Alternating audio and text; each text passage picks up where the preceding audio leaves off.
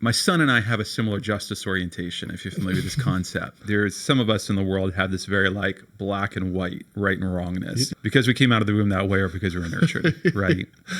I had a guy I used to work with because I was part of a personal development business, and he was the head of personal development, and he said to me, Micah, you always show up to these team meetings, you're so prepared, you're like more prepared than anybody else, but you have to make a decision.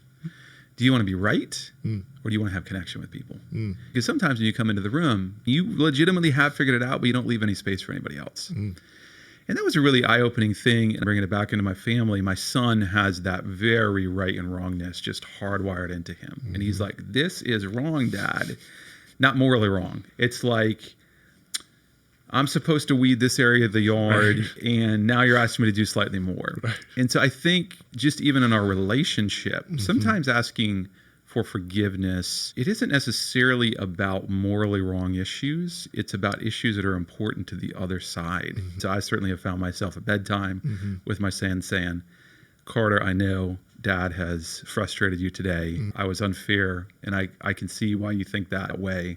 And I'm sorry, will you forgive me? So that certainly is something that both of our justice minds, because I know how to push his buttons too. Yes.